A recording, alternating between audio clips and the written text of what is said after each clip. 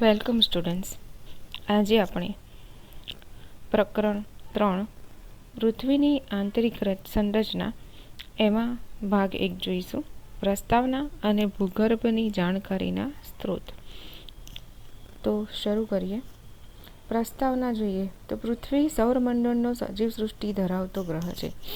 કે સૌરમંડળમાં એકમાત્ર પૃથ્વી એવો ગ્રહ છે કે જ્યાં સજીવ સૃષ્ટિનું અસ્તિત્વ છે. પૃથ્વી તેની ઉત્પત્તિ વખતે ગરમ વાયુમય ગોળા સ્વરૂપે હતી, કે જે આપણે આગળના યુનિટમાં ભણી ગયા કે પૃથ્વીની ઉત્પત્તિ કેવી રીતે થઈ અને એ જ્યારે ઉત્પન્ન થઈ ત્યારે એ ગરમ વાયુના ગોળા સ્વરૂપે હતી. કાળક્રમે તેના દ્રવ્યો ઠરતા ગયા અને બહારના તેમજ અંદરના ભાગમાં વિવિધ આવરણો બંધાતા ગયા. જેમ જેમ ઠંડી પડી તેમ આવરણો બંધાતા ગયા.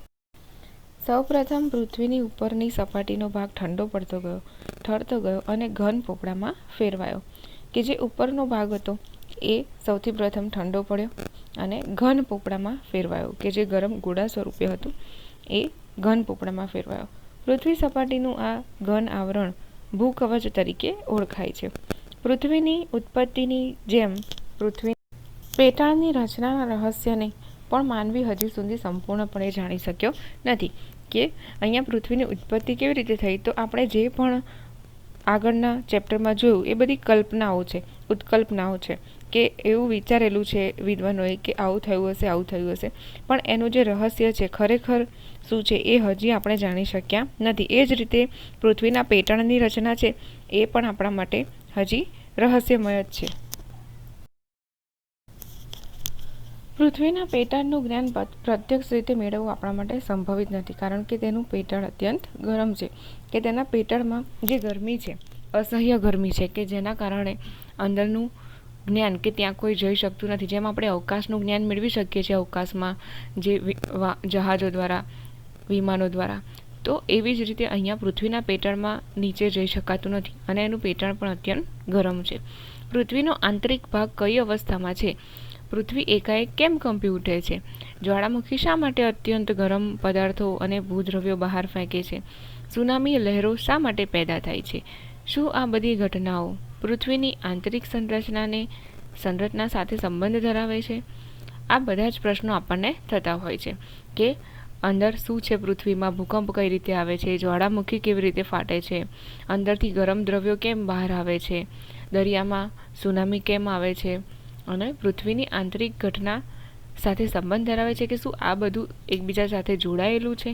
તો આ પાઠમાં આપણે આ રહસ્યોને જાણીએ. આગળ જોઈએ ભૂગર્ભની જાણકારીના સ્ત્રોત. કે ભૂગર્ભની જાણકારી આપણે ક્યાંથી મેળવી શકીએ છીએ, કેવી રીતે મેળવી શકીએ છીએ? તો એને ભૂગર્ભની જાણકારીના સ્ત્રોત કહેવાય. પૃથ્વી સપાટીથી પૃથ્વીનું કેન્દ્ર લગભગ 6370 કિલોમીટર ઊંડે છે. કે પૃથ્વીની જે સપાટી છે તો તેનાથી એનું જે કેન્દ્ર છે, વચ્ચેનો ભાગ જે છે એ 6370 કિલોમીટર ઊંડે છે. પૃથ્વીના કેન્દ્ર સુધી પહોંચી તેના આંતરિક સ્વરૂપને નિહાળવું શક્ય નથી, કેમ કે આપણે જે પૃથ્વી સપાટી ઉપર રહીએ છીએ, મૃદાવરણ જે કહેવાય છે, ભૂકવચ, તો ત્યાંથી પૃથ્વીના કેન્દ્ર સુધી આંતરિક સ્વરૂપ સુધી પહોંચવું બહુ શક્ય નથી. કેમ કે આપણે જોયું કે જમીન જેમ જેમ ખોદીએ છીએ તેમ અંદર ગરમી વધતી જાય છે અને પૃથ્વીનું પેટાળ ગરમ છે, તેથી ત્યાં જઈને પ્રત્યક્ષ માહિતી મેળવી શકાય એમ નથી. પૃથ્વીના આંતરિક સ્વરૂપનું રહસ્ય પામવાનું એક્સરે જેવું યંત્ર પણ આપણી પાસે નથી. પૃથ્વીના કેન્દ્ર પ્રદેશના પદાર્થોના નમૂના લાવવા પણ શક્ય નથી, કે ત્યાં જઈને કોઈ એનો પદાર્થો જે હોય વચ્ચે કેન્દ્રમાં, તો એ બહાર લાવીને એનું સંશોધન કરીને જાણવું પણ આપણા માટે શક્ય નથી. અતઃ પૃથ્વીનો આંતરિક ભાગ દ્રશ્યમાન ન હોવાના કારણે ભૂગર્ભ વિશે આપણું જ્ઞાન ખૂબ જ સીમિત છે. પૃથ્વીનો આંતરિક ભાગ એટલે કે એનો જે કેન્દ્રનો ભાગ છે એ દ્રશ્યમાન ન હોવાના કારણે, એટલે કે આપણે એને સીધું જોઈ શકતા નથી, એટલે એનું જ્ઞાન ખૂબ જ સીમિત છે. પૃથ્વીના આંતરિક ભાગો વિશેની જે કોઈ માહિતી આપણને પ્રાપ્ત થઈ છે તે બધી જ પરોક્ષપણે અને અનુમાન પર આધારિત છે. કે જે પણ માહિતી આપણી પાસે છે પૃથ્વીના આંતરિક ભાગો એટલે કે પૃથ્વીના પેટાળ વિશે, તો એ આપણે કેવી રીતે મેળવી છે કે પરોક્ષપણે, એટલે કે ત્યાં કોઈ અંદર જઈને માહિતી નથી મેળવી કે જે પણ ભૂકંપ થાય છે કે જ્વાળામુખી ફાટે છે કે કોઈ પણ કુદરતી આફતો આવે છે કે જેનાથી પૃથ્વીના પેટાળના અમુક પદાર્થો બહાર આવતા હોય અને એ પદાર્થો ઉપરથી અનુમાન લગાવીને એની માહિતી મેળવવામાં આવી છે. તેમ છતાં આ જાણકારીનો કેટલોક ભાગ પ્રત્યક્ષ નિરીક્ષણ અને ભૂગર્ભના પદાર્થોના વિશ્લેષણ પણ આધારિત છે, કે જે આપણે આગળના મુદ્દામાં જોયું કે જે પણ અંદરના પદાર્થો છે ભૂગર્ભના, એનું વિશ્લેષણ અને નિરીક્ષણ કરીને એની માહિતી આપણે મેળવી છે. તો ભૂગર્ભની જાણકારી મેળવવા અંગે 2 સ્ત્રોતો આપણી પાસે ઉપલબ્ધ છે, કે પ્રત્યક્ષ સ્ત્રોત અને પરોક્ષ સ્ત્રોત. પ્રત્યક્ષ સ્ત્રોત એ છે કે જે અંદરની વસ્તુઓ દ્વારા આપણે માહિતી મેળવવી છે. તો ભૂગર્ભ વિશે પ્રત્યક્ષ જાણકારી મેળવવાના 2 સ્ત્રોત છે. પ્રત્યક્ષ જાણકારી મેળવવા માટેના પણ 2 સ્ત્રોત છે, કે ઊંડી ખાણો તથા ખનિજ તેલ મેળવવા કરેલા ઊંડા સાર, આપણે ખનિજ તેલ મેળવવા અને જે ધાતુઓની ખાણો હોય છે, સોનાની, ચાંદીની કે લોખંડની ખાણો, તો એમાં જે પણ ખાડા કર્યા હોય છે કે એ ખાણો બનાવવા અથવા તો ખનિજ તેલના ઊંડા સાર કરવા માટે. તો એ વખતે જે પણ જમીનમાંથી પદાર્થો નીકળે છે અને બીજી વસ્તુ જે પણ નીકળે છે એના ઉપરથી સંશોધન કરી શકાય છે અને માહિતી મેળવી શકાય છે. જ્વાળામુખી પ્રસ્ફોટન સમયે ભૂગર્ભમાંથી બહાર આવતા પદાર્થો, કે જ્યારે જ્વાળામુખી ફાટે છે ત્યારે ભૂગર્ભમાંથી જે પણ પદાર્થો મેગ્મા કે લાવા સ્વરૂપે બહાર આવે છે અને એની સાથે જે પણ પદાર્થો બહાર આવે છે એનું સંશોધન કરીને એમાંથી માહિતી મેળવી શકાય છે. વિશ્વની ઊંડામાં ઊંડી ખાણ દક્ષિણ આફ્રિકાની રોબિન્સન ખાણ છે. તો વિશ્વની જે ઊંડામાં ઊંડી ખાણ છે કે જે દક્ષિણ આફ્રિકામાં આવી છે અને એનું નામ છે રોબિન્સન ખાણ, અને આ સોનાની ખાણ છે અને એની ઊંડાઈ 4 કિલોમીટર ઊંડાઈ છે. ખનિજ તેલ શોધવા માટે ખોદવામાં આવેલા કૂવાની ઊંડાઈ 8 કિલોમીટરથી વધારે નથી.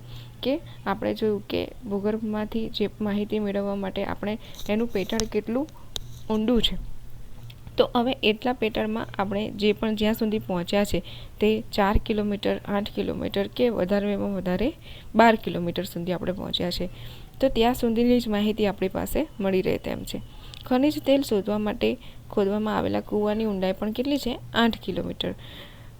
આર્કટિક મહાસાગરમાં કોલા ક્ષેત્રમાં 12 કિલોમીટર ઊંડાઈ સુધી સારકામ થઈ શક્યું છે. કે આર્કટિક મહાસાગરમાં જે કોલા ક્ષેત્ર છે એમાં પણ 12 કિલોમીટર સુધી ઊંડાઈ સુધી કાર્ય થઈ શક્યું છે, કે સારકામ એટલે કે એટલું જ 12 કિલોમીટર સુધી ઊંડું ખોદાઈ શક્યું છે. 6370 કિલોમીટરની ત્રિજ્યા ધરાવતી પૃથ્વીમાં માણસનો ભૂગર્ભ તરફનો પેટાળ પ્રવેશ ભૂગર્ભ વિશેની માહિતી વિગતે ન આપી શકે તે સમજી શકાય છે. કે આપણે જોયું કે પૃથ્વીની જે કેન્દ્ર કેટલું છે, જે પૃથ્વી સપાટીથી કેન્દ્રની ઊંડાઈ જે છે એ 6370 કિલોમીટર છે. તો હવે આટલી જે ત્રિજ્યા છે એની, એમાં આપણે જોયું કે 12 કિલોમીટરથી વધુ આપણે ઊંડે જઈ શક્યા નથી. તો જે પેટાળ પ્રવેશ એટલે કે પેટાળમાં પ્રવેશ ના કરી શકીએ અને એની માહિતી ના મળી શકે એ સમજી શકાય તેમ છે. ભૂગર્ભની પ્રત્યક્ષ જાણકારી માટેનો બીજો પ્રત્યક્ષ સ્ત્રોત જ્વાળામુખીનું પ્રસ્ફોટન છે. કે બીજો સ્ત્રોત કયો છે કે જાણકારી માટેનો પ્રત્યક્ષ જાણકારી મેળવી શકાય એવો? તો જ્વાળામુખી પ્રસ્ફોટન. પ્રસ્ફોટન સમયે નીકળતો લાવારસ પ્રયોગશાળાના સંશોધન કાર્ય માટે પ્રાપ્ત થાય છે. કે જે પણ લાવારસ નીકળે છે અને એની સાથે જે પણ પદાર્થો ભૂગર્ભમાંથી બહાર આવે છે એના ઉપરથી આપણે માહિતી મેળવી શકીએ છીએ. છતાં એ વાતની જાણકારી મળતી નથી કે મેગ્મા કેટલી ઊંડાઈથી બહાર આવ્યો છે. હવે એની સાથેના પદાર્થોનું સંશોધન થાય છે, લાવાનું સંશોધન થાય છે, તો પણ આપણે એ નથી જાણી શકતા કે એ કેટલી ઊંડાઈથી બહાર આવ્યો છે. તો ભૂગર્ભની જાણકારી માટેનો બીજો સ્ત્રોત જોઈએ, પરોક્ષ સ્ત્રોત. ભૂગર્ભમાંથી મળતા પદાર્થોના ગુણધર્મોના વિશ્લેષણથી પૃથ્વીની આંતરિક સંરચના સંબંધિત પરોક્ષ જાણકારી મળે છે. કે જે પણ પદાર્થો મળે છે ભૂગર્ભમાંથી એના ગુણધર્મો, એટલે કે એ શેના બનેલા છે અને એનું બંધારણ કેવું છે, એના ઉપરથી આપણે પૃથ્વીની આંતરિક સંરચના સંબંધિત માહિતી મેળવી શકીએ છીએ. મુખ્ય પરોક્ષ સ્ત્રોત અને તેમની સાબિતીઓ આ પ્રમાણે છે. કે જે પણ મુખ્ય પરોક્ષ સ્ત્રોતો જે છે એ નીચે પ્રમાણે છે.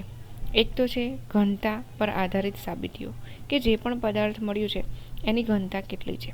દબાણ પર આધારિત સાબિતીઓ, કે એ વસ્તુ પર દબાણ કેટલું રહેલું હશે. તાપમાન પર આધારિત સાબિતીઓ, કે એનું તાપમાન કેટલું હશે.